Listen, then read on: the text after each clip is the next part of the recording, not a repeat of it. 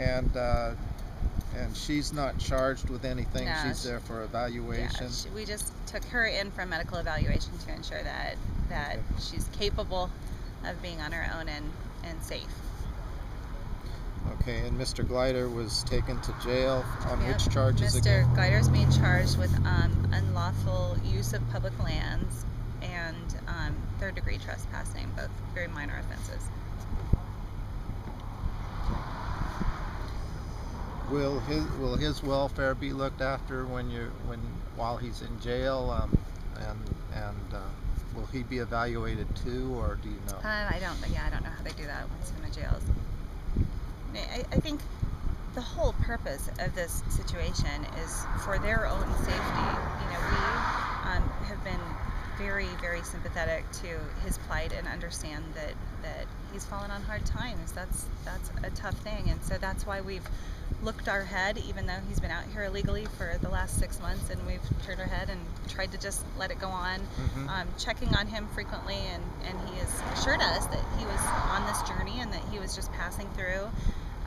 But now that we're in the winter season, the safety concerns are so much greater with him being out here, and as we're trying to take care of a highway with snow removal, and our plows are going through and they're kicking up rocks and chunks of ice and spraying chemical de-icers, we can't let him live out here in the circumstances, not to mention anything that happens on icy roads with drivers. We just want to get him somewhere where he can stay and get shelter and be safe off of a highway with speeding cars.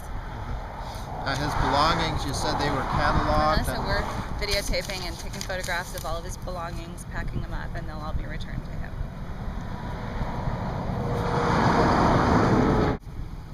And as far as his wagon, it's being hauled to some place where he can reclaim it later. Yes, he'll be able. It's just where where State Patrol would typically tow an abandoned vehicle as well.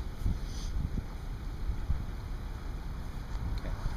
And you said just that there were mice, excrement, and all sorts of things. It was a very unsanitary living condition. There were rats, mice, human waste. Just a situation that isn't an ideal living condition for anyone. And we want to see that cleaned up, and we want to get him to somewhere where he can live in a nicer environment.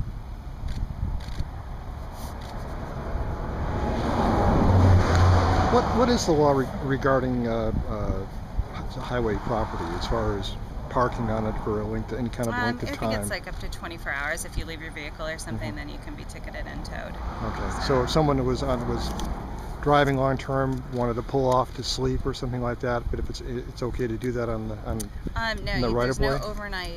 No overnight camping or sleeping or anything like that. If you had to abandon your vehicle for a short period of time, it's, I think, within 24 hours is when it's ticketed and towed, but you can't just sleep. So for this to go on for 6 months was an extremely lenient situation. We tried. We wanted to see him continue on his way or be successful in that journey, or find a situation. And I know that the State Patrol has offered him many resources on shelters, and he's refused every opportunity to go to a shelter. So I think now, it comes down to what he thinks is going to be a comfortable living situation, and if anyone in the community wants to offer public-private property where he's going to be safe, or some other situation, that's certainly an option for them to do.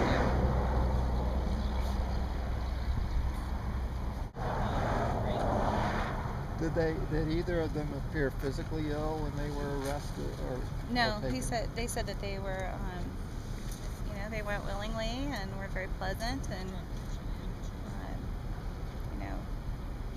everything I think is ideal, and as the situation can be. But we'll see, after an evaluation what the hospital says and how we can ensure that the two of them can find a safe living environment.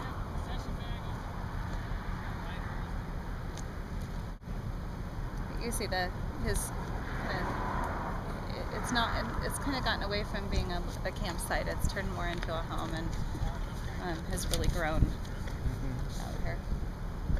I'm just amazed at how much food and Food. which says a lot about the generosity of the community that's coming by and providing him with all of these goods to make his stay comfortable. Mhm.